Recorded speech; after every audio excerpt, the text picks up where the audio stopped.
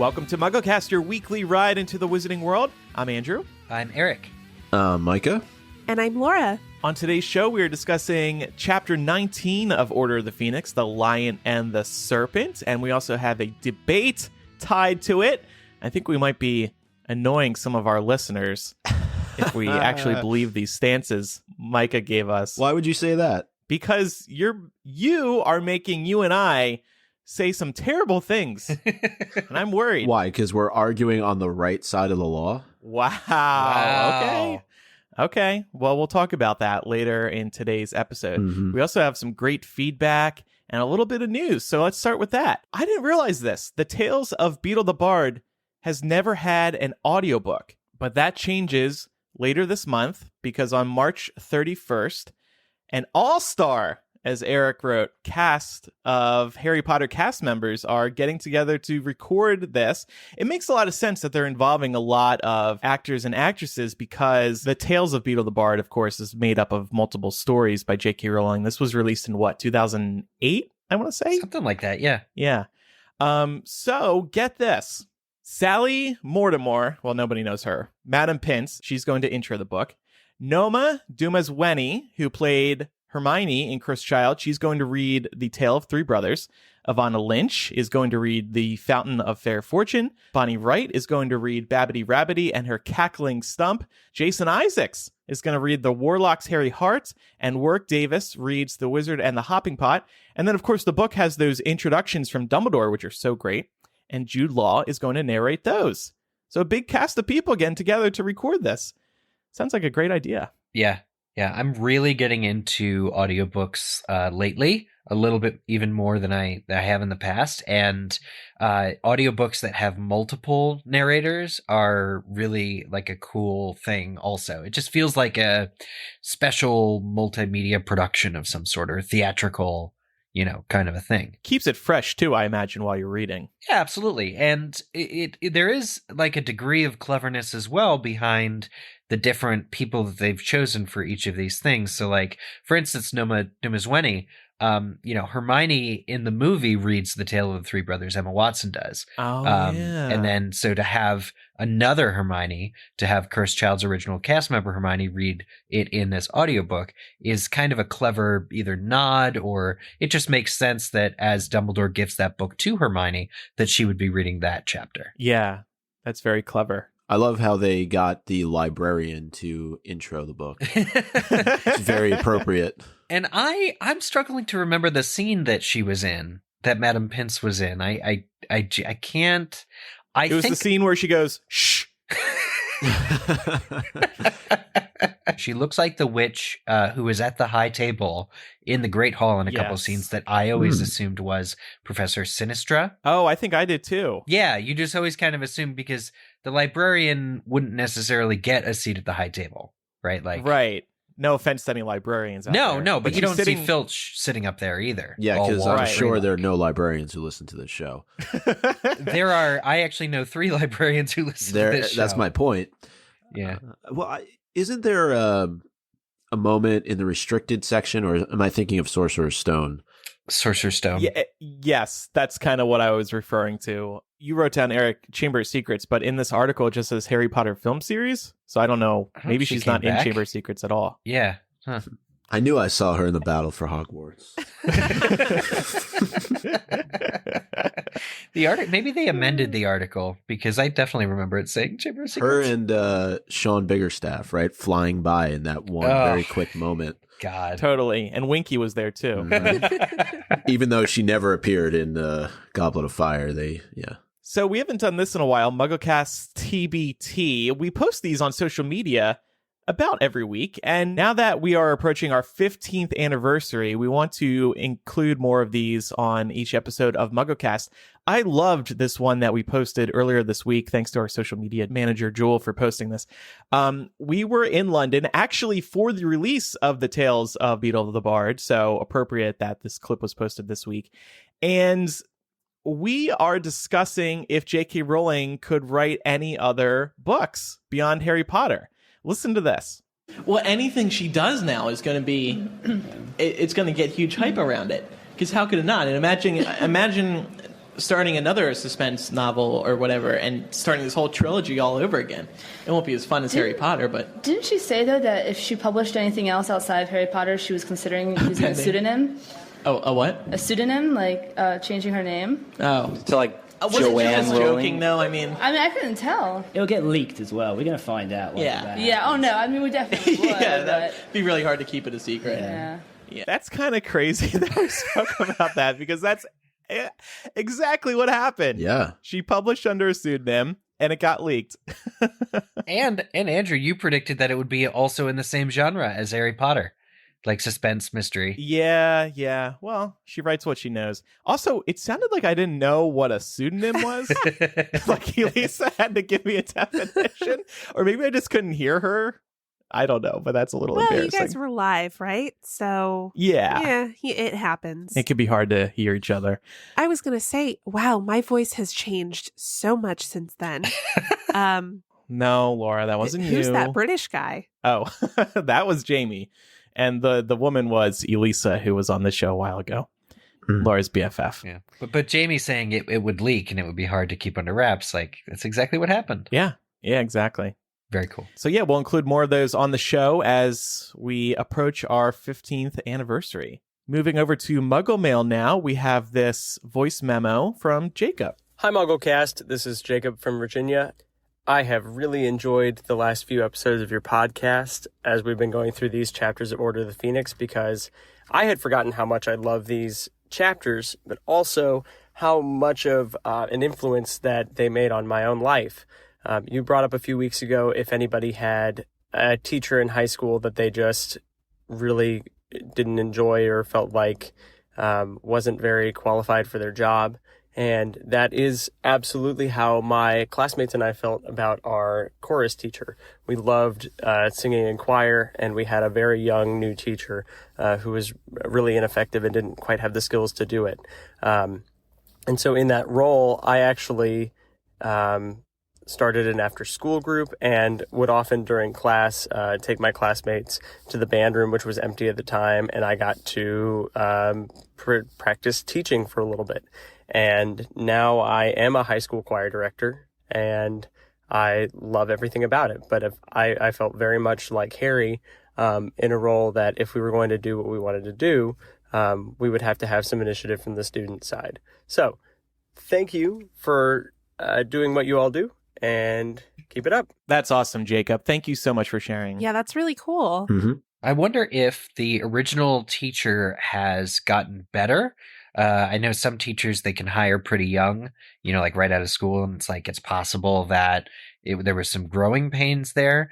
But I wonder if Jacob is now teaching at the same school, either alongside the choir director, or whether they're fired and no longer there. Let me show you how it's done. I'd love kind of follow up, but it's really lovely to hear this as a real world example of kids taking the effort. Yeah, absolutely. Okay, now we have this email from Heather. I wanted to send in a little note in regards to your discussion a few episodes ago about the Hogshead. I happened to come across the word Hogshead in the official Scrabble Player's Dictionary just by chance because it was at the top of a page. It is defined as a large cask. I found this so interesting, and looking a little further into it, Wikipedia defines it as a large cask of liquid, or less often, of a food commodity.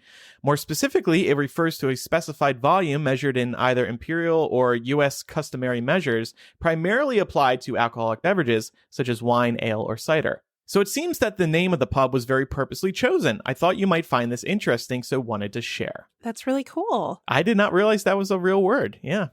It's kind of breaking my brain a little bit. that something in the wizarding world is real. Yeah, that Hogshead is a word. Hogshead, if you put a space in it, it's the Hogshead. That's the name of the pub. But there's also this weird connection. Hogshead you store wine in, but there's all these hog things: Hogwarts, Hogsmeade. And so, did J.K. Rowling start with Hogshead that she changed into Hogshead and was like, let's keep with this Hogs theme, gonna put it in Hogsmeade next to Hogwarts? That's the name of the school. Because it's just so many hogs, I guess, around. So many hogs. Yeah. I think what this means is that we could call the show Hogshead, And we couldn't get sued by Warner Brothers because this was a word that existed outside of the Wizarding World. Hogshead We found cast. something. Hogshead cast. HoggyCast. Hogscast. Love it. Hogscast was cool.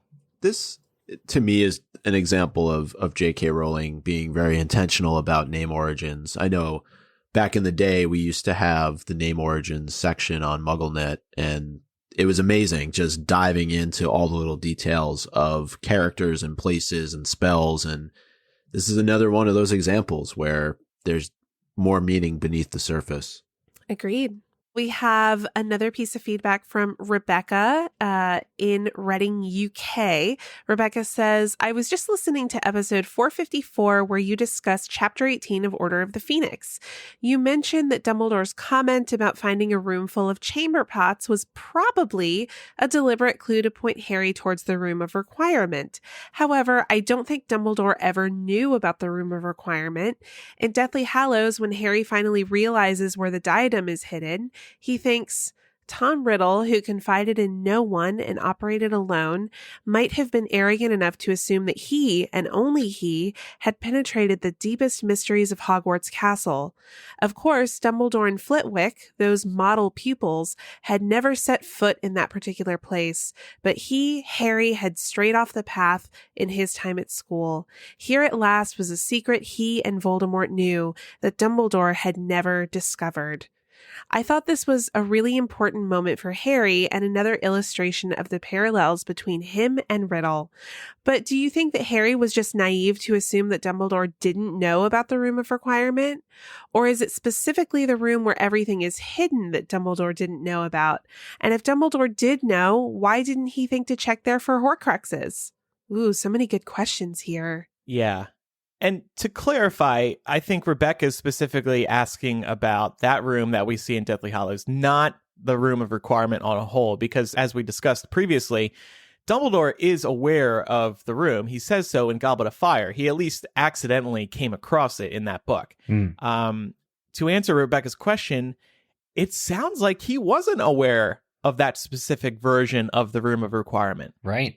Because to her question, why didn't he think to check there for Horcruxes? Right. He travels to a faraway cave, but not the Room of Requirement. I mean, if he had any idea that there was a Horcrux in there, he would have just went there. I mean, he would have preferred going there instead of a cave far away. Mm-hmm. Especially given the fact that Dumbledore feels very strongly that Horcruxes would be tied in some way to the Founders, and what better place to hide a Horcrux than inside of Hogwarts. Mm-hmm. Oh, yeah. Now, does that quote mean that Dumbledore and Flitwick went to school together? That's a weird thing that J.K. Rowling wrote. It's a weird pairing, right? I mean, yeah, it's an odd thing to read from Harry's perspective. I wonder, is there some sort of book or scroll that gets passed down from one headmaster to the next that details out the secrets of Hogwarts, or are you kind of on your own as a headmaster to figure it out? Huh. It's kind of a good question. Well, you can consult the portraits, and I guess they would be a little helpful. Right. But, yeah, I don't know. You would think there's a book. How to Hogwarts by the Founders. Let's reach out to J.K. Rowling on Twitter and see if she'll write or if she'll put this together. No, she won't. If she's not doing the encyclopedia, she's not doing that. Unless she does a Founders series. Yeah, interesting perspective. Thank you, Rebecca. Okay, it's time now for Chapter by Chapter, and this week we are discussing Order of the Phoenix, Chapter 19, The Lion and the Serpent. And as always, we will start with our 7-word summary. Eric, ready when you are. All right. I'm feeling frisky. I'm going to start with the word the. Quidditch. Match. Features. Draco. Falling. Out. Okay. When I chose features, I was thinking bullying from Slytherin. Oh. Yeah. I said falling out because Draco in this chapter falls way out of my favor as a character. And furthermore, I've been considering maybe going into like some post-canon Harry Draco fanfic. I was like, this seems cool. It's time for me to like visit some of those like many Harry Potter fans who think that would be a realistic relationship. But after reading this chapter, I'm thinking that no Harry Draco romance fic can exist if the author of each said fic allows this chapter to be canon and included. Why? Because Draco crosses the line in this chapter. Draco is 15 years old, though. Let's also remember that. Yeah. And he does redeem himself in Cursed Child, I feel. Wait, when? Well, Harry and Draco have a cordial relationship in the play. It's just the insults, man. It's like I know they're bad, but yeah, I agree with Micah. They are. He is a kid, so you have to forgive him a little bit. Mm-hmm. Okay, I'm looking forward to our debate. and highly influenced by his father. Yep. And actually, I'll give this real world example, and I don't have the answer to this, so you guys can tell me. I was bullied by a kid in elementary school. He choked me at one point in elementary school. Yeah, his name was also Andrew. A worse Andrew, obviously. But now, I cracked up years later when he sends me a Facebook friend request. I'm like, dude, do you remember when you choked me in school? Am I supposed to forget that? So it's like, these people who may have been bullies in their early years, you have to make a choice. Do you forgive these people or not? And do you realize that they are different people now? Mm-hmm. Yeah, I definitely had a bully when I was in middle school. And, at the time, it was really easy to hate her. But now as an adult looking back, like I met her mother and I realize now I'm like, oh, that's why she was the way that she was. Because her mom was a bully too. So I actually, in retrospect, it wasn't her fault. Yeah. Yeah. Well, we can talk about this more later. Yeah, sure. No, I find it interesting. It's definitely appropriate to start the chapter off mentioning bullying kind of overtones. Mm-hmm. Absolutely. I denied my bullies' Facebook friend requests. Did you? but there were peripheral bullies that I have accepted. Don't validate the bully. Yeah, exactly. yeah. But yeah. So, but yeah. So going off of sort of a successful first Dumbledore's Army meeting in the last chapter, Dumbledore's Army, we actually see there's a little passage of time between the chapters, and they've now had 3 successful Dumbledore's Army meetings. And in fact, the students are getting so good that Neville has now disarmed Hermione. Mm-hmm. That's super impressive, right? Yeah, it's nice to see the progress. It really goes to show as well towards, back to Jacob's voice memo too. When kids are running the show or when you're taking it upon yourself to learn, you're going to automatically be more engaged in the material and a little bit more inspired, I think.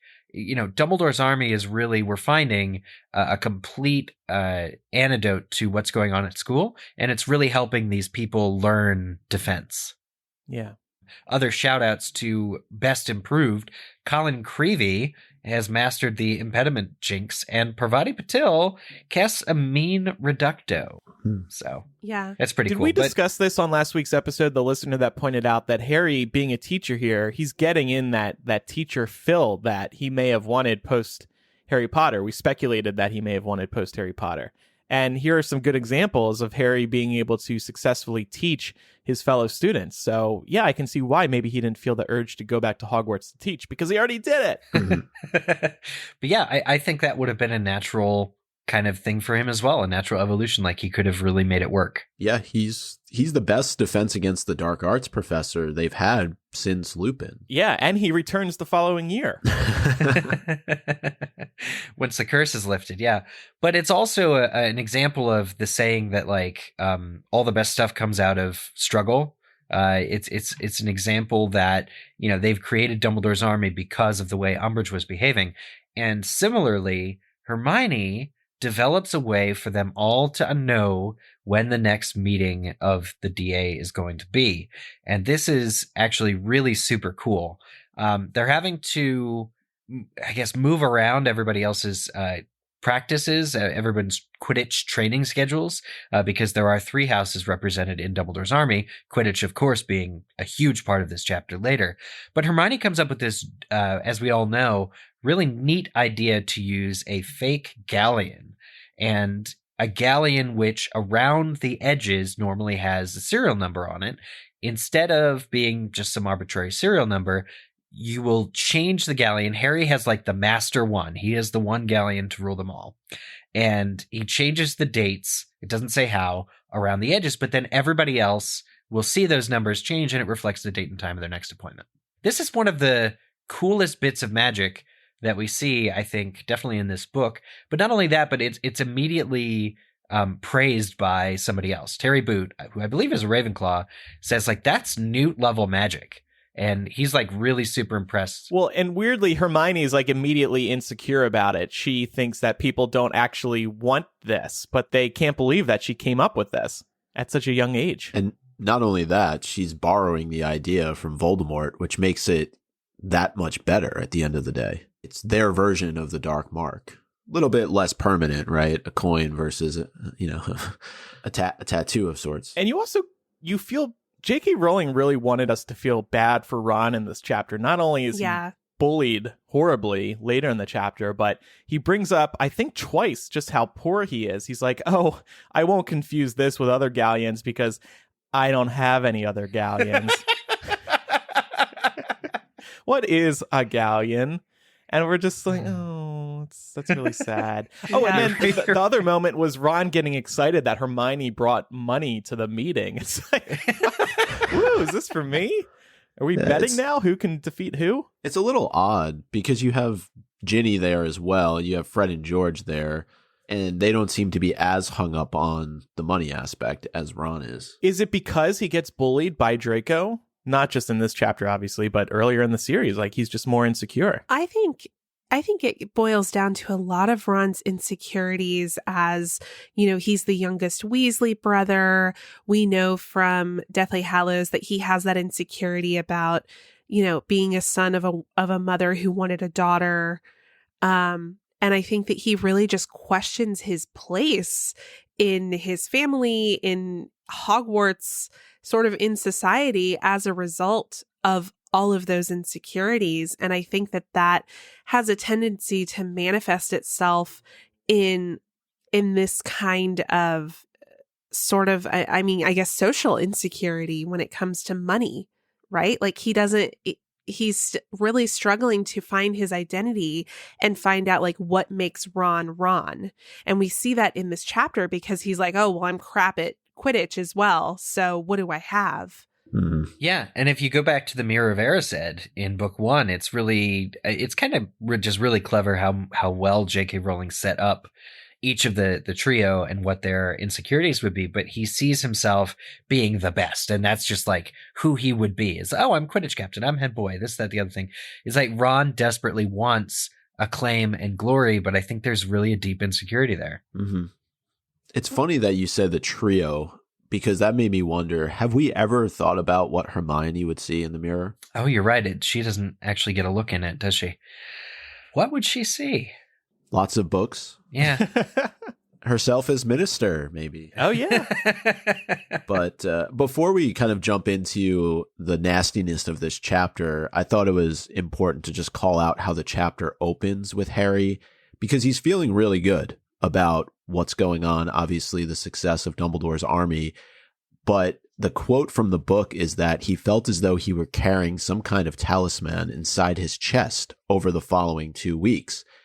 And I thought that was kind of an interesting contrast to the actual bit of Voldemort's soul he's carrying around inside of him. So pretty intentional on the part of J.K. Rowling to throw this out there. Yeah, definitely. And that's, I've felt this before too. When you're openly defying authority, or not even openly, but when you know that you yourself are solving one of your own problems, I like how you corrected yourself, Eric, because Andrew and I were going to use that in our argument later. The fact that you just said that Harry is in defiance of authority. No, but whenever as teenagers, I think a lot of us have challenged authority in the past.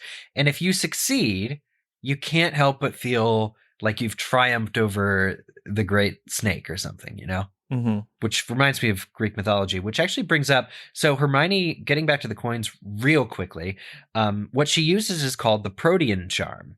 And this was last week's Quidditch answer as well. But I, because I love audiobooks so much, was just reading the Odyssey. And Proteus, for whom I'm assuming the Protean Charmed is named, was the oldest son of Poseidon, who basically he could tell the future, and Odysseus actually captures him to find out what his future is. But in order to get his prophecy, you need to capture him. And once you like grab him, he changes his shape and changes his form like a dozen times into like a shark and a bear and all this stuff, to basically evade capture and having to tell you your future. So the Protean charm, Proteus could change his shape a lot. And so these coins will change indefinitely to whatever Harry sets them to. I thought it was a real cool reference to old mythology. That is very cool. Yeah. Good catch. But speaking of change, we're changing gears a little bit here to the Quidditch game and the Quidditch match that's coming up. One of the best examples, I think, not only of change and skill at magic, comes from another DA member, Luna, who has designed a giant lion hat. We all remember this from this book as sticking out. It's one of the top moments, the coolest things I think Luna has ever done. She really shows her support for Harry, Ron, Hermione, the Gryffindors, by breaking house minds as well and creating this. Included in the movie, thank goodness. But I don't think Ivana Lynch made this one, right? Right. She made the earrings for the movie, but I don't think she made the hat. That's a little more advanced. Yeah. She probably had some level of input on the hat as well. Maybe. Just knowing her and her passion for Luna and for the series. Mm-hmm. It's only a matter of time before they start mass manufacturing that hat for purchase at that's a Hot good Topic let's or something. Google that and see if there's a replica anywhere that you can I don't think there is. purchase. I just remember seeing one. There was a fan who had made one at Lumos. Andrew, do you remember? I do remember that. Yes. There's a picture of us, and it's really, really amazing. Yeah. Imagine bringing that on a plane. What are you doing? Going to a Harry Potter conference? Especially if it roars.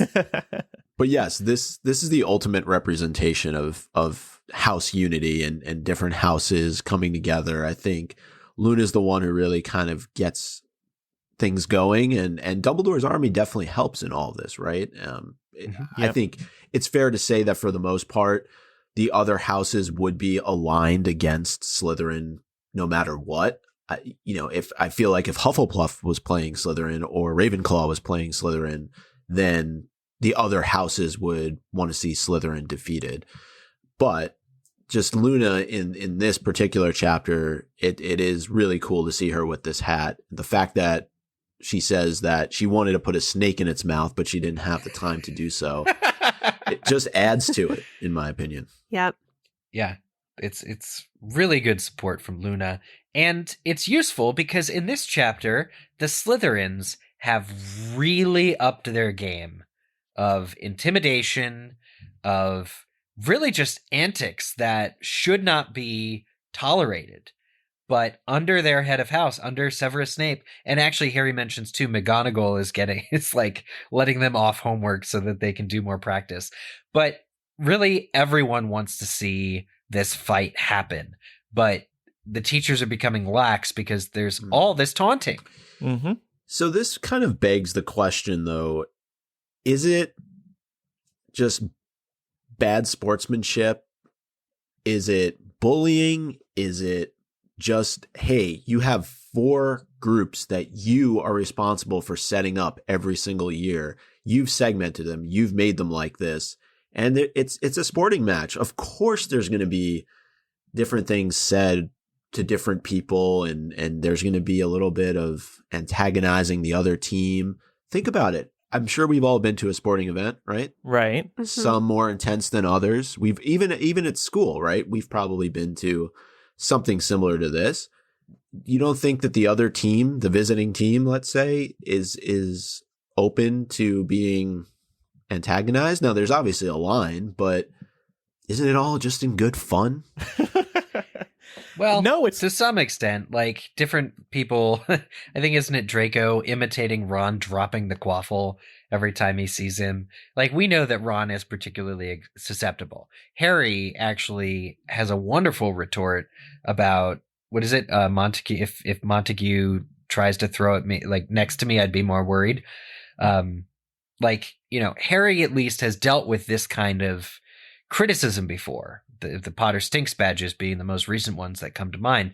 But, you know, Ron and other members are less equipped to deal with it. Mm-hmm. And we just see it have such a negative effect on Ron throughout this chapter. And Draco isn't doing this just for good fun. He's doing this because he genuinely hates Ron. Yes, I think a line has been crossed, because I think this line in particular from the song, Weasley was born in a bin, he's talking about the Weasley family being poor. Mm-hmm. And that's vicious. Yeah. Yeah, absolutely. By the time we get to the song, which, you know, it really comes to a head, everything that Draco, I guess, at the forefront has been planning, it's less, to answer your question, Micah, it's less about poor sportsmanship and it is active bullying. I think it crosses a threshold pretty quickly. Mm-hmm. I agree. I think that one-off instances, like, for example, Draco taunting Ron in the corridors, pretending to drop a quaffle, I think that's one thing.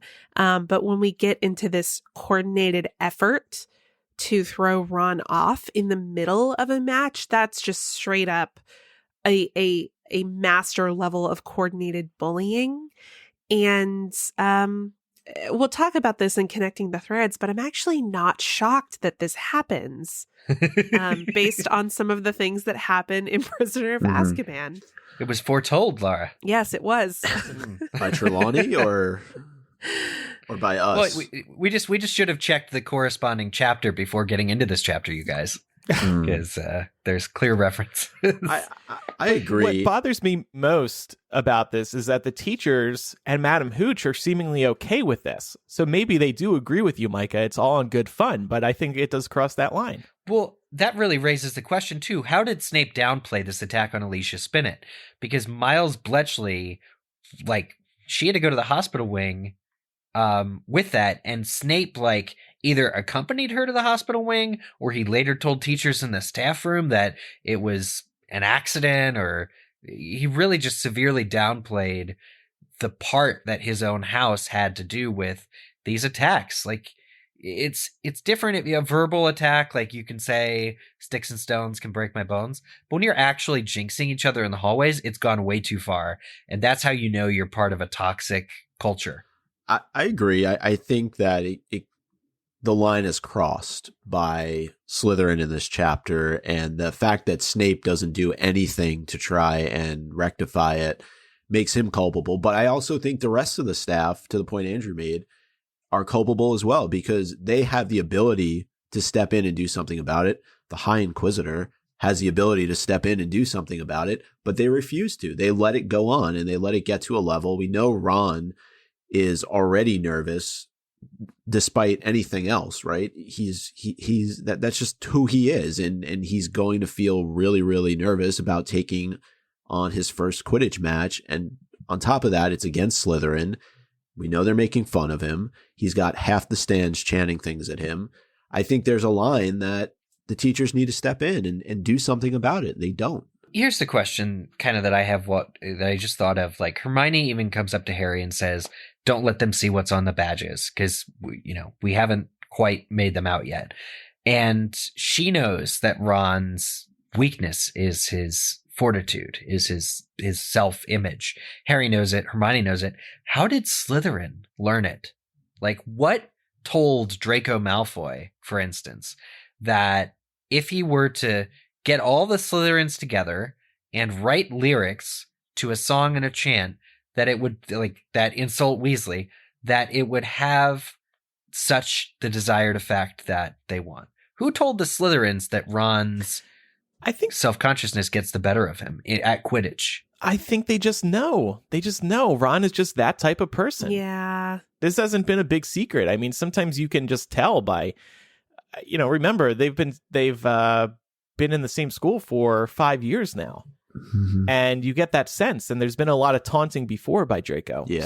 So it's kind of like blood in the water. And I'm sure word spread about his practicing and how bad he was during practice. Well, especially because Draco and Pansy Parkinson and all of these other Slytherins came to that first Gryffindor practice. Oh, that's right. And they were should taunting not have him been there. allowed. Yeah. Okay.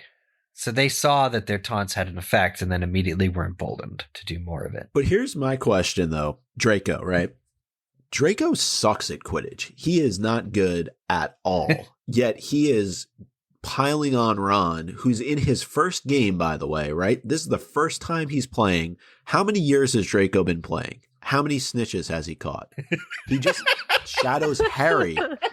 He just shadows him. Yeah. He's a terrible Quidditch player. Like, throw some shit back in his face. But he's got confidence. Is that bullying, Micah, or is that just poor Well, sportsmanship? that's going to be my next question, though, is like, if this was reversed, if somebody on Slytherin was being treated this way, how would we feel? We'd be okay with it. We probably would be, but that's okay. We can be biased. Well, it's not okay to insult someone's class and blood status, and there are just things you can't do, but you gotta kind of admire the brilliance or the harmony of it all in what Draco has accomplished in this chapter. Now, what happens after the match aside, the actual coordination of an entire, I want to say Slytherin army, but all the Slytherins coming together, singing this song perfectly, achieving the desired result. It's so insidious, but it strikes me as being something that would in the real world happen at a sporting event. Agree. Yeah. Even forget like high school sports, middle school sports. Is it this extreme? Probably not. But I'm sure if you were to go, you would see signs. You would see parents yelling things. I don't know if there's a coordinated song against one of the opposing team players, but I'm sure it's happened. Well, like the pep band is like meant to do the opposite, right? It's meant to pep people up and be excited for sports. This is like just and drown out the taunts. Maybe. Yeah, what the Slytherins are doing is like an anti-pep band, basically. So moving on just a little bit, here are the actual lyrics of the Slytherin song, which I think it's clever how J.K. Rowling writes it, because there'll be like 2 paragraphs of whatever Harry's doing, whatever's happening at Quidditch, and then there'll be like 2 lines of the song in between the thing. It's real cool. But it's Weasley cannot save a thing. He cannot block a single ring. That's why Slytherins all sing, Weasley is our king. Weasley was born in a bin. He always lets the quaffle in. Weasley will make sure we win. Weasley is our king. Now, if you take out the Weasley was born in a bin, how bad is that song? It's a lot more It's innocuous. But still, I just don't like this idea of students taunting other students together. Maybe if it was just Draco, or maybe him and a couple of others. But the way it's written, it sounds like half the stadium is singing this thing. I mean, have y'all ever seen like a football match out of the UK? Yeah. This kind of thing is super common. Really? In those, Do you mean for, like soccer or Yes. football? American football. Okay. Yeah. No. Soccer. Got Soccer to the Americans, football to everyone else. Got it. It's not uncommon for for the fans of a team to come up with a song and sort of goad the other team with it. Mm-hmm. So I wouldn't be surprised if this was also common in Quidditch, and if these students were just mirroring the behavior that they see in professional athletics. That's true, but I still think the teachers should have stepped in. They know this is harmful to Ron. Oh, I agree. We could have a whole bonus MuggleCast, probably more than one bonus MuggleCast, about all of the things that happen at Hogwarts that are just like very questionable and wrong. Yeah, it's an emotional nightmare.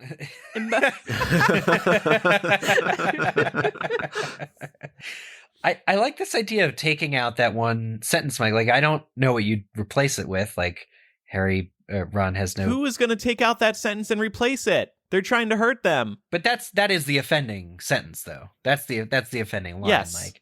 Yeah, but this is what happened. Other than that, you just get kind of a cool, twisted, like it subverts expectations. When Harry first sees the badge, Weasley is our king, he's like, what is this nonsense? Like, oh no, what are they going to do now? Because you wouldn't normally see your enemy playing like, or pledging like, hail the king, Weasley's our king. It's such an interesting backwards take on, but then when you get into the lyrics and listen to why, you're like, oh, they're saying it ironically. Yeah. So The match ends. Harry at least is able to save Gryffindor as a whole, or so he thinks for now, by catching the snitch basically out of Draco's fingers. They're both diving for it. And that's the other thing about Draco being like a bad Quidditch player, like you were saying. Like, it's always just neck and neck with Harry, and he usually is being reactive where Harry is proactive. Mm-hmm. Right. Harry is looking for the snitch. Draco is just looking at Harry. Yeah. That I mean, if you're still looking to write that fanfic, maybe there's something there, Eric. But before we go into the fight, just very quickly, couldn't they have given Ron something to block out the sound? Like, Ron doesn't need his ears to be able to play Quidditch. He just needs to see what's going on. I think you do. And if, let's pretend that he actually gets to mute everything that's happening around him, he's going to want to know what's happening around him. He's going to want to hear, because he's going to be worried that it's going to get worse or something. That would just be a distraction. And who wants to be deaf during a match like this when you're playing? Yeah, I think it's the perfect solution was either to mute Ron or cover Ron's ears, or we just learned the Silencio charm. Like, well, why didn't or Hermione could have done what she did in book 1 and go burn some cloaks and set the place on fire, and then that would have stopped them from singing. Yeah, just a little. Where was Hermione during all this? What's a little arson between enemies? Yeah, she's done it before. It works. Or, you know what? You got 3 houses against 1 here.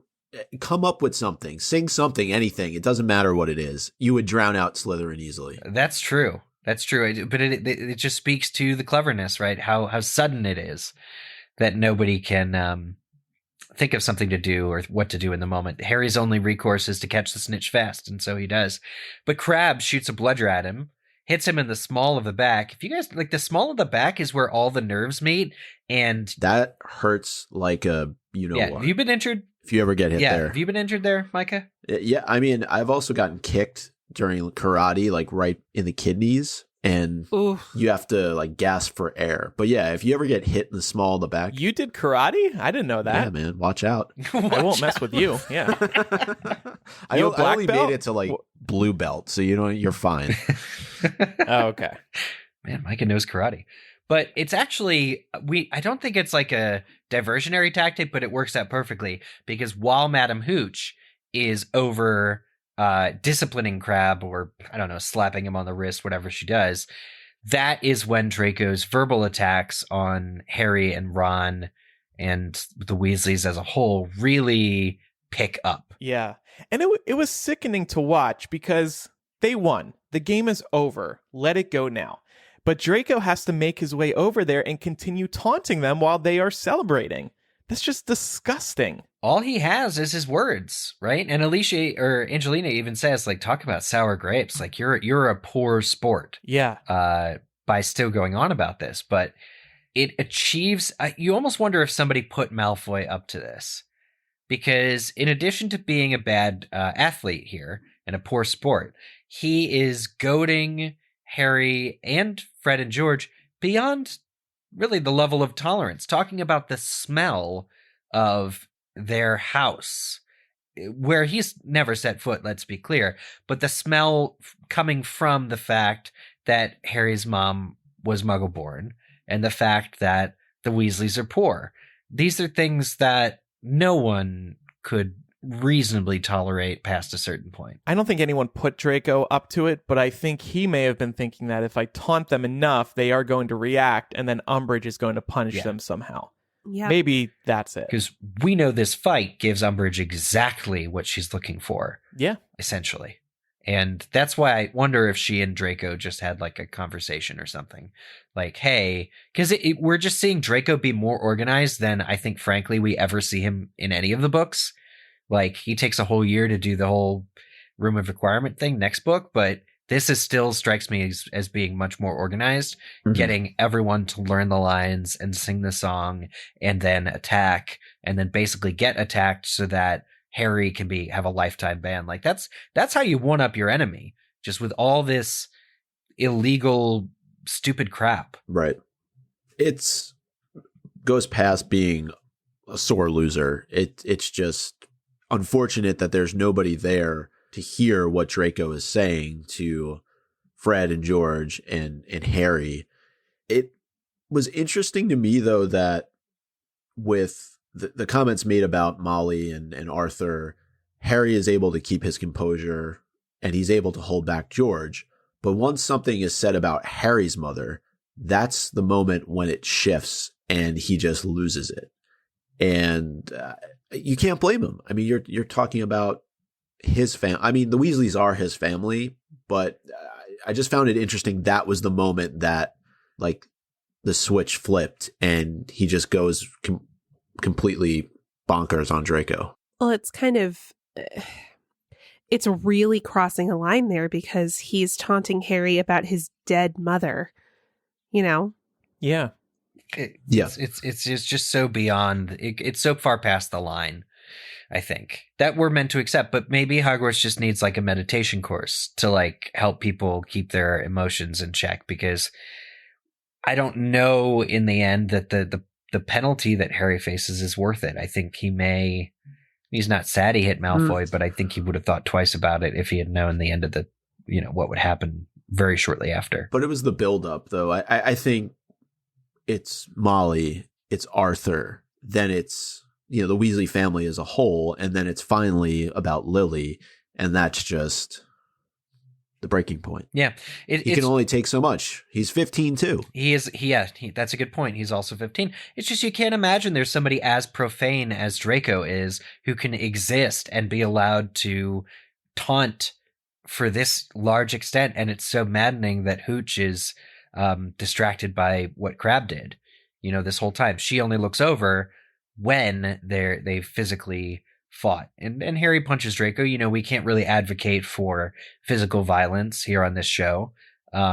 He does do it, and Hooch comes over and sends them to their heads of house. Why are there not more officials? Why is it just Madam Hooch officiating you think about it, like other sporting events, there's more than just one umpire or referee. Here it's just Madam Hooch, and she's not paying attention to what's going on.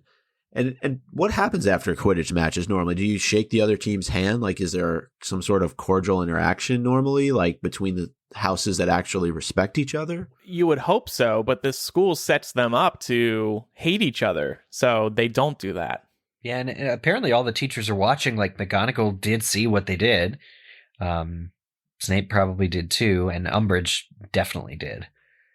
And Umbridge's punishment aside, which we'll talk about in a second, I just don't understand how Hooch and McGonagall can get so mad at Harry when there was this taunting happening across the Quidditch pitch. There should have been some acceptance of Harry's attack in light of what was happening during that game. It's as if the taunting wasn't happening at all. Well, that's it. They just don't care. Yeah, that's just it. You're getting, like, Draco's taunts would be erased. If you were to take it to Snape, Snape would be like, I was right there. Draco didn't say anything. You're just covering up for and minimizing the heinous nature and extent of Draco's comments and saying, I think Umbridge even uses the Gryffindors like short tempers against them, completely ignoring the fact that they were provoked. And it's just when you have a bold group of people who are unwilling to see truth and have authority, you're in for a world of shit. It's just from what they're able to do. So let's get to the meeting. I think to be fair, Andrew, to your question, the McGonagall, like why McGonagall's so angry at Harry, I think that's to do with what this attack opens the door of, right? So because she's right when Umbridge comes in, she's saying, do you have any idea what you've, and then she gets interrupted. And I think what makes McGonagall upset is she knows that this fight will be the linchpin, will be the breaking point to allow Umbridge to do exactly what she does, which is to ban half the Quidditch team. And also, remember, McGonagall has been asking Harry to keep his temper in this book. And here he goes again, losing his temper. Yeah, it's kind of a thing with him. It's justified, but it goes against what McGonagall has been asking him to do multiple times now. Exactly. So, first of all, when Umbridge comes in and is introducing there's that little tension between her and McGonagall. And McGonagall's like, thankfully, my opinion matters more than yours. And Umbridge is like, actually, no, it doesn't.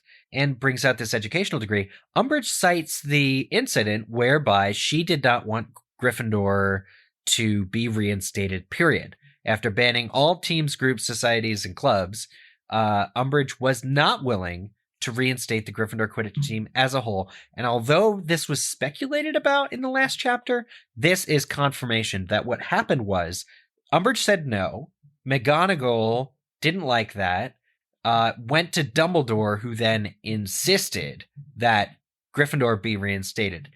Now, recall our conversation on previous episodes where we kind of all agreed, or seemed to agree, that she has no standing to ban Gryffindors just for no reason. Not anymore. Right. This gives her the reason. And it unfortunately, it justifies what she wanted to do initially. It just proves her point. Yeah. Regardless of what we know, right? Perception is reality. And for anybody watching in the stands, it looked like Harry beat the crap out of Draco. But it's fake news, though. It is, but that's where you need more oversight, I think. And this is what's frustrating as a reader, because you see McGonagall stripped of her power, essentially. But what about Dumbledore? Like, where is he? He could step in here and make everything good, I think, even with the decrees, because it's his school at the end of the day. But he's not there. He's not doing anything. Yeah. And even if he were there, I don't know that he could do much about this new law that she's passed. So Umbridge complained to Fudge. She went crying. She was like, I have no more authority than a common teacher, which she's speaking to the deputy headmistress of Hogwarts, like, Beesnatch, sit down.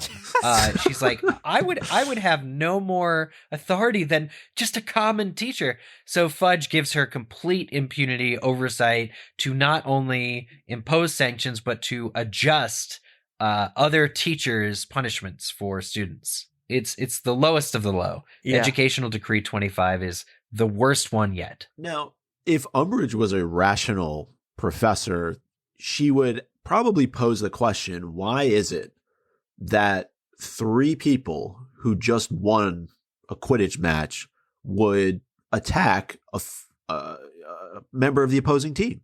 Yeah. Doesn't make any sense. They won. It's not like they lost. They won. Right. Why?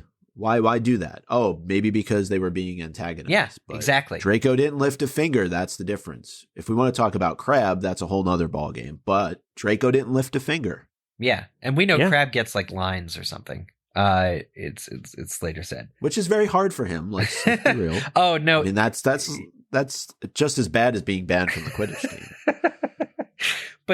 And interestingly, she calls this a lifetime ban, and I'm a little confused by this, because if you read the decree, it says the High Inquisitor will henceforth have supreme authority over all punishment, sanctions, and removal of privileges pertaining to the students of Hogwarts.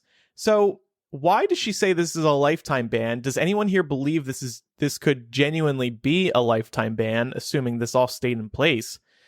But what's going on here? Because I don't think it is a lifetime ban based on the way this is written. It's a lifetime ban at Hogwarts, I think. Yeah, that's what I interpreted. What do you mean, though? There's 7 years at Hogwarts. That's not a lifetime. Harry's got 2 years left. Yeah. I don't get why it's called a lifetime ban. And Harry's sweating over this, so that's why I bring it up. It's word choice. It's saying for the duration that you're at this school, you will not play Quidditch. But also, you could see that running up against Harry in the future if he ever wanted to be a pro at Quidditch. The ministry, because Dolores has so much authority, there could be a barrier for Harry ever doing professional Quidditch as well. Not to mention, she's confiscated his broomstick. Oh, so yeah. He can't even practice on his own if he wanted to. God, I hate that. Right. Well, he's got money. He can go buy a new broom, maybe. This just means more time for Dumbledore's army. This is actually a gift from Umbridge. Thank you, Toad. Wow, I can see you already prepping your debate, Stan. Yeah, seriously. Wow. But all right, I'll go back. I'll take a step back. I do think there is a bit of a racist moment on the part of Umbridge, though, with Fred, because she's looking to punish the counterpart to George, basically just because he looks like him. And guilt by association? Like, I mean, what is that? Yeah, none of this would hold up under actual law in an actual court. Not if anybody competent or morally correct would be there to represent it. The fact is, because George actually attacked Draco, gave him like a bloody nose or something. But Fred, who was being held back, didn't actually do anything. You can't punish somebody for a crime they didn't do. And you're right, Mike. I think the way she says, like, well, you can.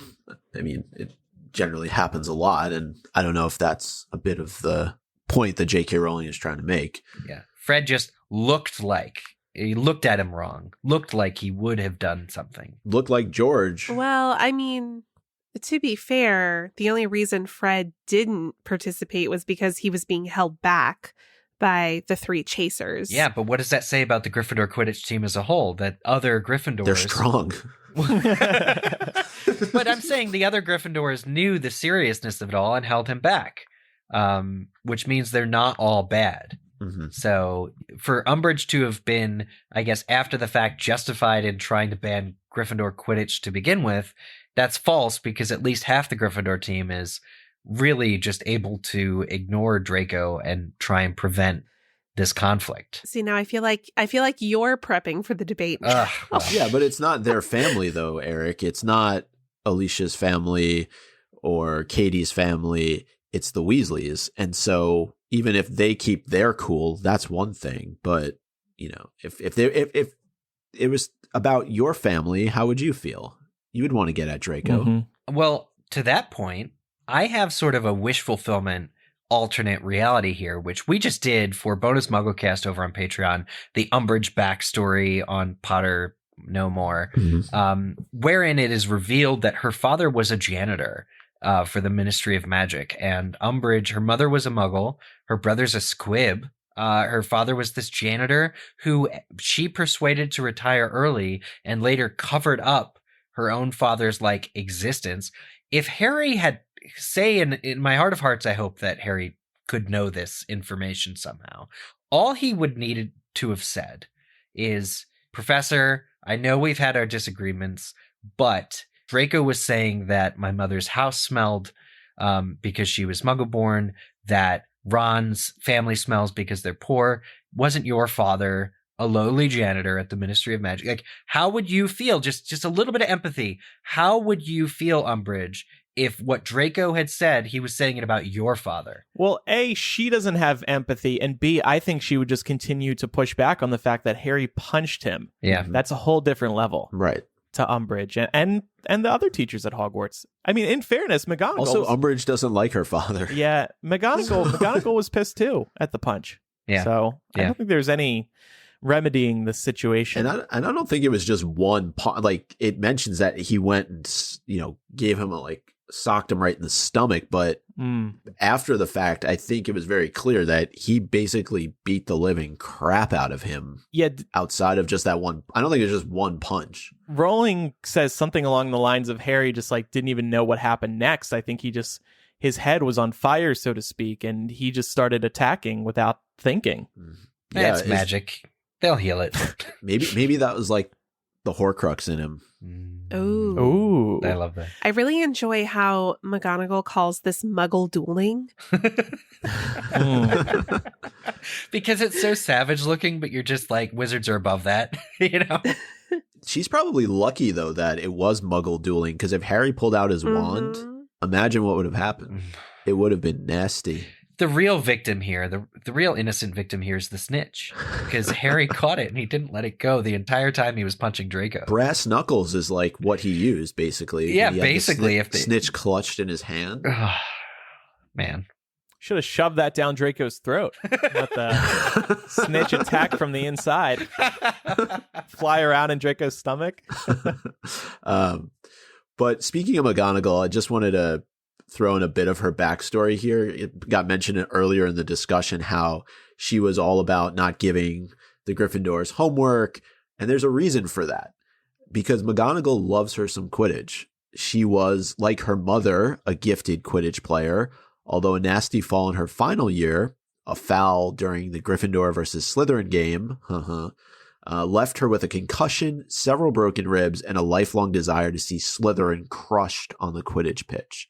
Though she gave up Quidditch upon leaving Hogwarts, the innately competitive McGonagall later took on a keen interest in the fortunes of her house team and retained a keen eye for Quidditch talent. So that's a cool little bit on McGonagall.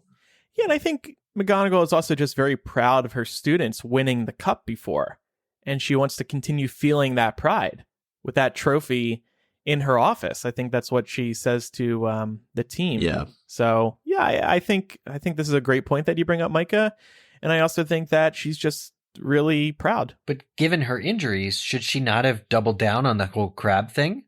Because look, crab should be banned. Yeah. Like this is the injustice part of it where there's clearly not equal punishment. I mean, crab could have broken Harry's back with that shot. Like the fact that he gets up and he's okay is a miracle.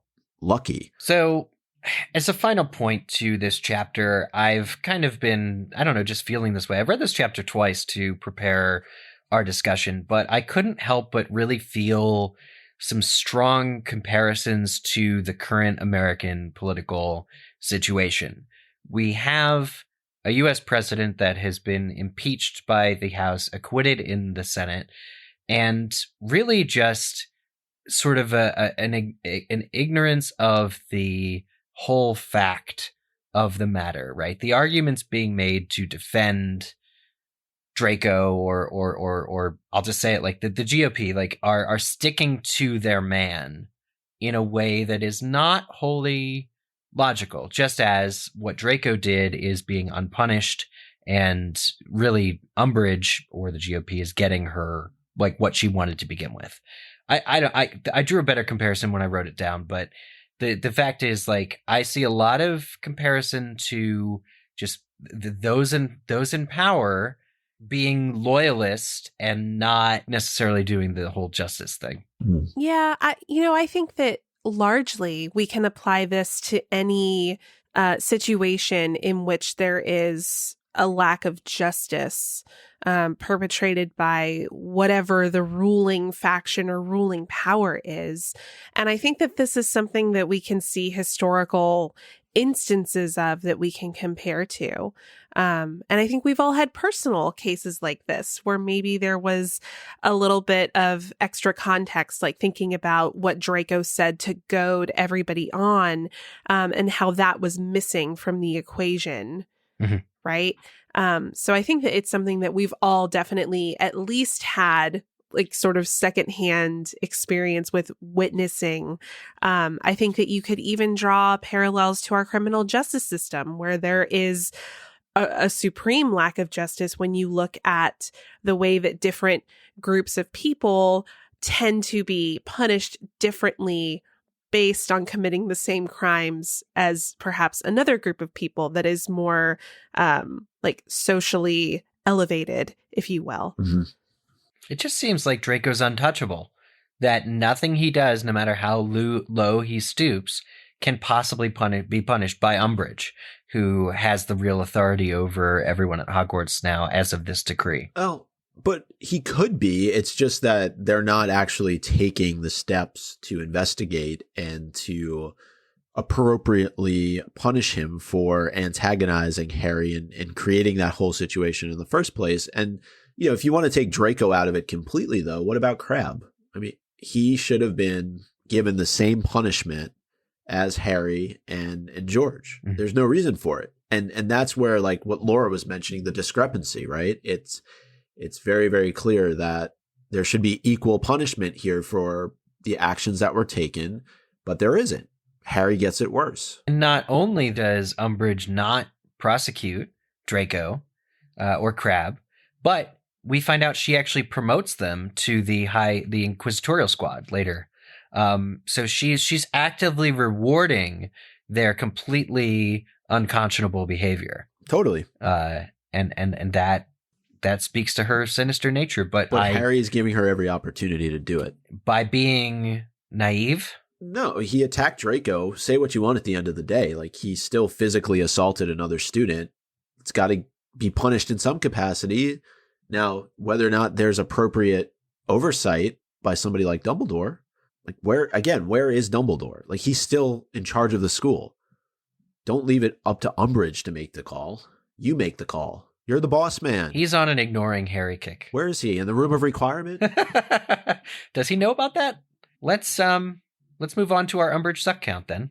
Well, and to wrap up the chapter, Hagrid's back. Oh. That's the little bright spot. Oh yeah, by at the end way, of the chapter. Hagrid's back. Yay! Well, and Ron is completely distraught, by the way, at the end of the chapter. I mean, the dude was like walking outside in the rain while everything else was going on. I mean, he looks terrible. Yeah, and I'm leaving the Quidditch team. It's all over. I can't take this anymore. Goodbye. Yeah. But Hagrid's back, and next chapter, it's a big old story from a big old half giant. I actually read ahead, and wow, he shares a lot for sure. Huh. I actually listened to Hagrid's Tale and this past chapter, chapter 19, Jim Dale's version of the story, and it's a good one actually to listen to because he sings the song Weasley Is Our King. Yeah. So that's kind of entertaining.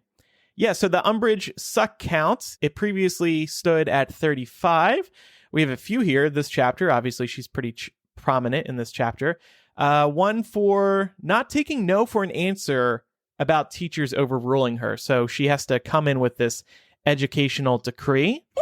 There was the lifetime ban on Harry and George. I mean, that's extremely rough. And I still don't understand why it's a lifetime ban, but okay. What else? Well, I definitely wrote writing to Fudge, convincing him that 25 needs to exist. Because here's something, it's a little bit short-sighted of Umbridge to need this, to realize that this is now going to be like school law. This is going to forever change. It's like changing the Constitution. You're going to forever change how these things are interpreted, all because you have a problem. A student that you individually want to punish, you're going to create an entire constitutional law to punish one person you don't like. Banning Fred for not doing anything. Micah brought up that point. Was not pleased. Yep. So that's 4. And the final one is, at the end of her discussion, she says to McGonagall something like, "You'll be happy and but don't worry, I'm not unreasonable." The remaining Quidditch members can still play. The remaining Gryffindor Quidditch. Who didn't do anything wrong. Yeah. Okay, so now we wanted to have a little debate about Umbridge's whole punishment, right, Micah? Yeah, we used to debate way back in the day, hosted by our co-host Ben. He used to lead these segments, but I thought, why not?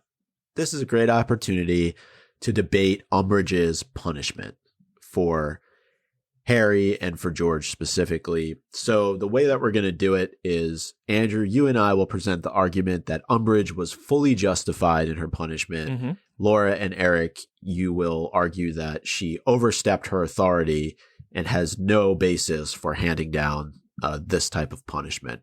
And I thought, to make it fun, patrons who are listening live, you can decide the winner. You make the call. So as good or not good as our arguments are, it's all up to you. You make it. I think we can do a little bit of rebuttal back and forth maybe, but we'll start by presenting our arguments and then take it from there. Sure. How does that sound? I can start on behalf of Micah and myself. And Micah, feel free to come in after I present my correct stances. So first of all, words are just words. They come and go, but a punch to the gut can last forever. By punching Draco, Harry, he risked permanent damage to another Hogwarts student. That's not right. And J.K. Rowling has taught us that violence is not the answer. Harry is ignoring that lesson by being vicious to Draco. And by letting Harry go for this attack, J.K. Rowling would be teaching us that it is okay to physically harm another student over their use of words. And that would have been wrong as well. And I acknowledge that the comments Draco and the song by Draco were bad, but it doesn't mean you get a free pass to punch somebody. And Harry has been told repeatedly throughout this book to control his temper, as I brought up earlier, but he has continued to ignore that warning. So he deserves this punishment from Umbridge. And maybe now he will learn. Right. Yeah, Andrew, I really could not agree more with you. I think you brought up the fact that Harry physically assaults Draco. Oh. He doesn't he can't, come on, Harry, come up with some words to throw back in his face. Like the fact that he goes after him, he uses the snitch in his hand like brass knuckles, pummeling this poor child in the stomach and other parts of his body. He's using the snitch as a weapon. And this is just a bad example for all the other students that are in attendance. Think of all the young students that are watching this unfold. Ugh. And he clearly knew better because he initially restrained George, right? He's holding him back. So he knows what's right and what's wrong, but yet he goes ahead and does it anyway. And Umbridge is in the right here because it just shows Dumbledore lacks control. We talk about it all the time. Hogwarts is a security nightmare. Dumbledore lacks control. You got kids fighting each other on the Quidditch pitch, what's supposed to be a nice sporting event. I mean, Dumbledore, put some more officials down there. And Quidditch is a privilege, by the way. Okay, you're representing your house. Is this what Gryffindor stands for? Mm-hmm. So clearly Umbridge was correct in her initial stance of not wanting to reform Gryffindor because look at what happens. Mm-hmm. Wow. Wow, you took that a step further even. Yeah. All right. Well, Eric and I can go ahead and deliver our opening statements, and then we can do some back and forth. I just wanted to say first, Andrew and Micah, I really appreciated some of the points that you brought up during the show. I think that they, bolster the argument that really this was an example of Umbridge overstepping her authority. No, you misheard. Really because, I see. I mean, you have to let her speak. I'm sorry. Yeah, I was pretty sure that I heard allusions to the idea of Umbridge really using this new educational decree in order to further her personal political agenda at the school to target one particular student. Anytime that you're applying a set of rules or even a set of laws, they can't just be for one person. That's not effective. Furthermore, this is a clear example of prejudice on the part of Umbridge, again, part of her own personal agenda to make sure that the ministry remains on a pedestal and that nobody at Hogwarts dares to sort of see themselves as, equals to the ministry. The other thing that I would say here is that if the concern is violence, then where was all of this punishment in Prisoner of Azkaban Chapter 15, when the Slytherin team was incredibly violent towards the Gryffindor team? We'll provide examples later when we do Connecting the Threads, but we're talking about Slytherins hitting Gryffindor players with their clubs. We're talking about them grabbing Gryffindor players by the head and knocking them off their broom. It's brutal. And it just goes to show that Hogwarts does not know how to deal with inter-student conflicts very well. So rather than saying, okay, 5 years into one student's career, we're going to drop the hammer in the most severe way possible in order to counter this issue, what Hogwarts needs to do is they need to burn their whole punishment system to the ground and rebuild it. Because again, trying to apply a very severe consequence that only applies to one group of particular students is not an effective way to see behavioral changes amongst your student population. With that, I'll turn it over to you, Eric. Umbridge's glee at delivering the news confirms her personal bias on this matter. She is trying to meddle with a lifetime ban, meddling in something that should only affect these guys for the remainder of their Hogwarts years, 1 year or 2 years. Instilling a lifetime ban is a blatant overreach of power. It really tips Umbridge's hand at what her end game is, which is ministry dominance, as Laura so eloquently pointed out, and the lack of punishment for Crabbe, the lack of suitable or similar punishment for someone who if we're going to play up the injuries to Draco and say, oh, he could have permanently damaged this kid, a bludger to the small of the back that Harry felt, I would argue is as serious, if not more so, based solely on human beings' weak spots and the location of the blows. This is a school with magic, so I don't think that ultimately either Harry or Draco have permanent damage, not like the writing that Umbridge herself makes Harry do on his hand.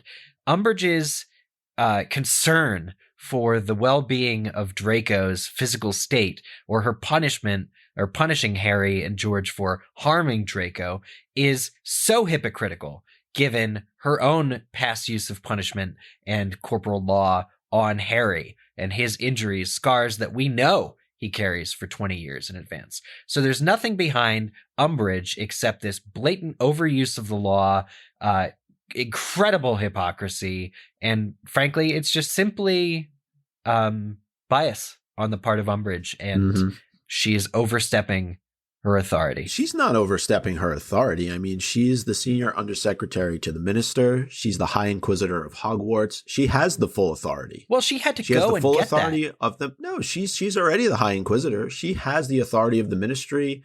And you know, if we're going to talk about Prisoner of Azkaban, right, and all the fighting that went on, that's just further proof that you need somebody like Umbridge at the school. It's a security nightmare. Hogwarts. I would agree with you if she was applying the punishment equally across all guilty parties, but she's not. No, that's a fair point. I think, you know, we can talk about Crabbe, but you know, this particular argument is focused on Harry and George. I don't disagree with you. I think Crabbe should have received the same punishment. But then Umbridge wasn't fully justified in her punishment of Harry and George if she didn't also. No, she was. No, but she wasn't if she didn't also apply it to Crabbe. That's what we're arguing, right? But we're not talking about we're just saying, Crabbe. was Harry's punishment Harry and justified? And yes, it was. Well, you can't.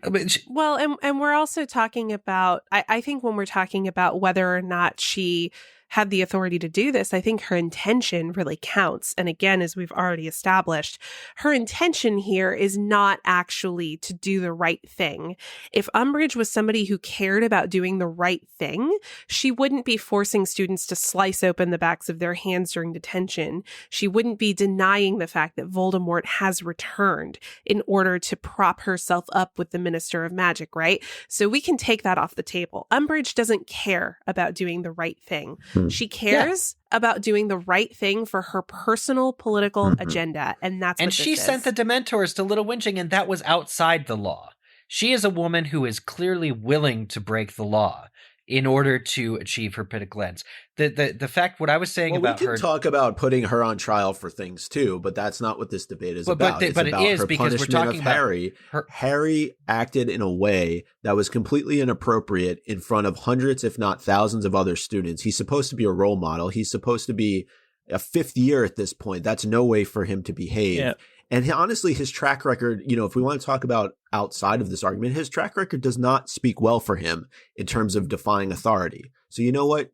He gets what he deserves. Yeah, here. Micah, Laura and Eric have to keep digging elsewhere because they have no argument. I mean, they're just desperate. Bolstering our argument about Umbridge as a person. No, this is really desperate. She had to seek more authority from the minister himself because she just didn't have it to begin with. And he's enabling her to punish and exclude individual people over others because he's a bad minister. Like, again, we could debate. I mean, we have to point out that she actually didn't have the authority to do this until she convinced Fudge that she needed educational decree number 25. That's what I'm saying. So she did that exactly because McGonagall and Dumbledore stopped her from being prejudiced against the Gryffindor team before anyone on the Gryffindor team had even done anything worth punishing. She's inventing new laws because the old laws didn't let her personally punish somebody illegally. It's an open and shut case, frankly. So students should just go around punching each other. Yeah, that's what they're saying. Without any punishment. Go ahead, punch away. My mind, you hear that, listeners? Younger listeners? Go and punch some people. Reparo. No. So nobody here is saying that there shouldn't be a punishment for participating in that kind of behavior. Right. But what we're saying is that the punishment that is given here is rooted in Umbridge's prejudice towards the Gryffindor team. Yep. And if she didn't have any prejudice, justified. If she didn't have any prejudice, you don't think she still would have thought that Harry deserved to be punished? This woman is so smart that she had the foresight to see that reforming the Gryffindor Quidditch team was a problem. It's an excellent point. Yep, she saw this coming. It's only a problem because Slytherins decide to make it a problem. But all right, let's wrap it up. That was a lot of fun. Obviously, Mike and I had an uphill battle there across the board, and the listeners agree that Laura and Eric won the debate. So Good job, you two. Oh, thank you. You know what? I was kind of disappointed because I like arguing from the hard side of a debate. Yeah, well, you can. I yeah. will take it next time. I was so scared that people would give it to you guys, actually. Well, we did have some great points. You had some great, you had some. Well, you just by saying that we were reaching and going elsewhere for examples. I'm just teasing you guys. Okay. Eric, I could feel you. I could feel your like tension rising. Eric's blood was boiling. I was starting to panic, honestly. It's going to be a fun one to edit. It just goes to show you can spin anything. You really, really can. Well, speaking of this whole Gryffindor versus Slytherin conflict in Quidditch, there were a lot of threads that we could connect between Chapter 19 of Order of the Phoenix and then Prisoner of Azkaban Chapter 15, wherein Gryffindor and Slytherin are playing in their Quidditch final to determine who wins the Quidditch Cup that year. So we can start with the theme of cheating.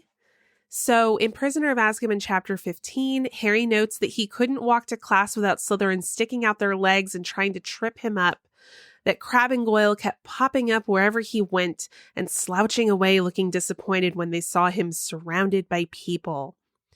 Then we see this contrasted in Order of the Phoenix Chapter 19, where it says Ron had never endured a relentless campaign of insults, jeers, and intimidation. When Slytherins, considerably larger than he was, muttered as they passed in the corridors, "Got your bed booked in the hospital wing, Weasley?" he did not laugh, but turned a delicate shade of green. So we see here this early bullying, early intimidation of the Gryffindor team on the part of Slytherins who are trying to throw them off their game. He should have been like, yeah, I do, right next to yours. Right? My bed is booked. Come join me. Yeah. I don't know. But as we can see, Ron's not really like quick with the retorts like Harry is. Yeah. So we also see in Prisoner of Azkaban Chapter 15 that Angelina was nearly thrown from her broom as Marcus Flint went smashing into her. And immediately after this point in Prisoner of Azkaban, the Gryffindors all start booing because it's clearly intentional. And Marcus Flint starts going, "Oh, sorry, I didn't see her. Sorry. This is also a chapter in which Madam Hooch gives so many penalty shots to the Gryffindor team because of the amount of violence that's coming from the Slytherin team. Madam Hooch needs to, she needs like a counterpart. She needs like a second or third official, really. Yeah, I would agree with that. Then we also see in Chapter 15 of Prisoner of Azkaban, Montague had swerved in front of Katie and instead of seizing the quaffle had grabbed her head. He also tried to make it seem like this was an accident. And really, what I thought was very interesting here was that the Slytherins really shy away from the physical violence in this chapter of Order of the Phoenix in Chapter 19, I think, because they learned their lesson the last time they did this and realized all they're earning themselves is a bunch of penalty shots from the Gryffindors. So really, they're like, hey, Hogwarts doesn't really know how to deal with like emotional bullying. So let's go ahead and do that this chapter. And it's really effective. Yeah. Yep. Then I thought there was a really interesting little thread that we could connect in terms of etiquette.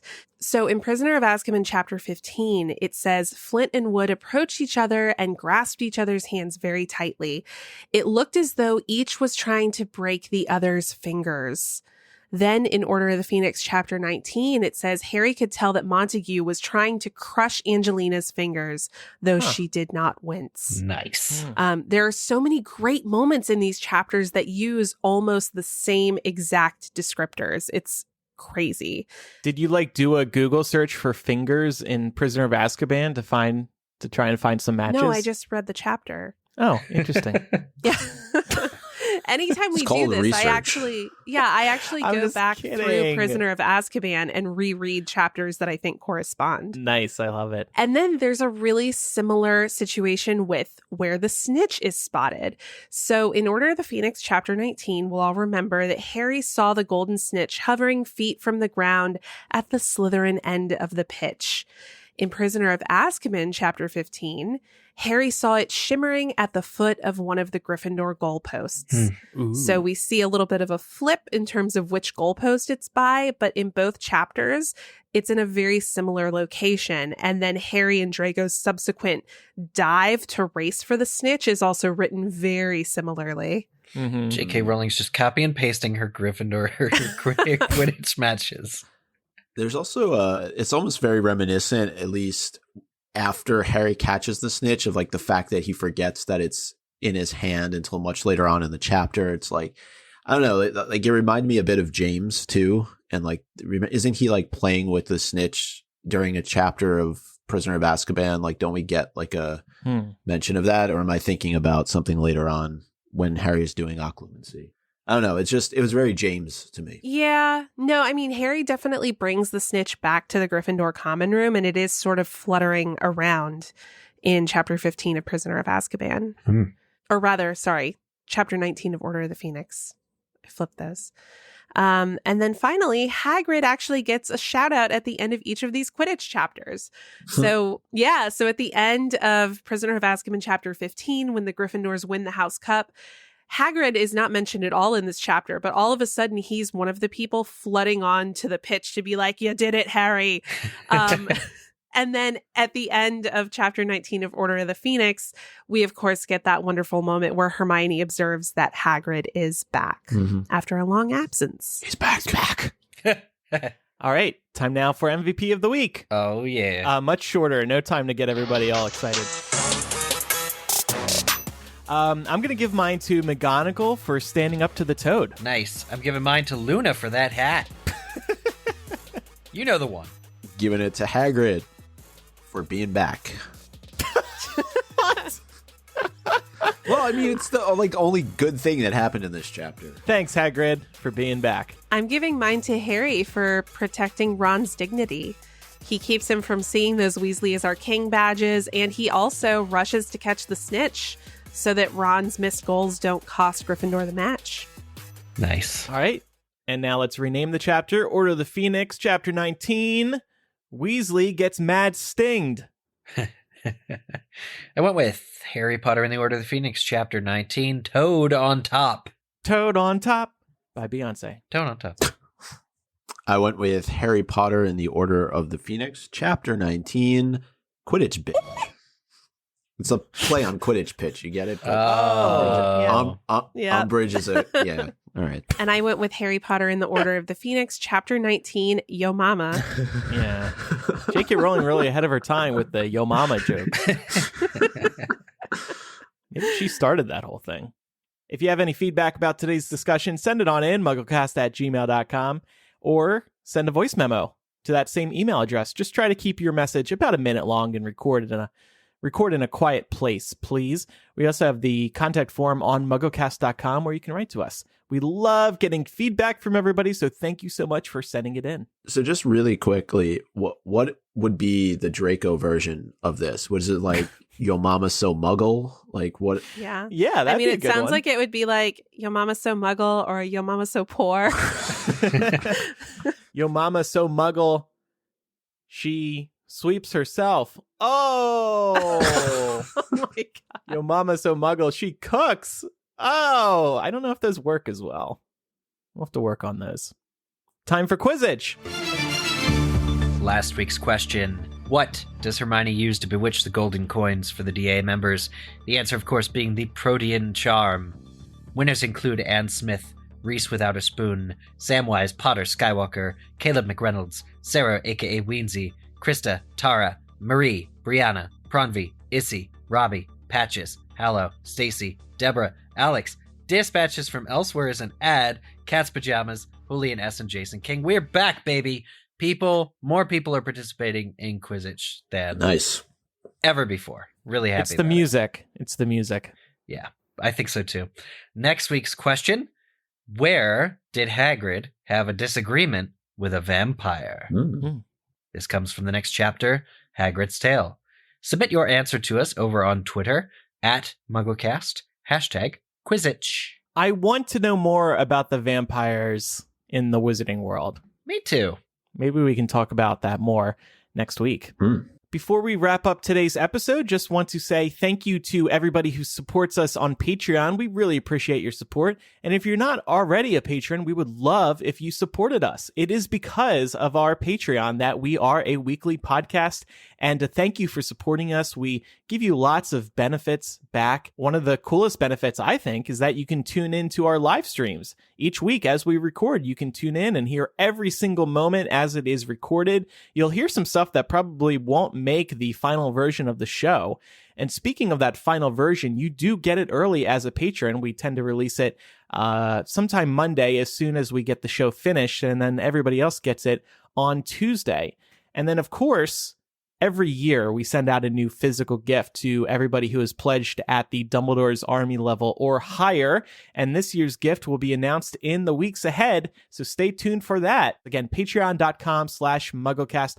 Oh, and here's a fun new benefit. We now record a personalized video thank you message for you after you pledge. So within a few days after you pledge, you will be getting a message from one of us. And it's been so fun to do that. It's been a really cool way to connect to each listener individually. Also, please do follow us on social media. We are MuggleCast on Twitter, Facebook, and Instagram. And with that, thank you everybody for listening. I'm Andrew. I'm Eric. Micah? And I'm Laura. See ya. Bye. Bye, everybody.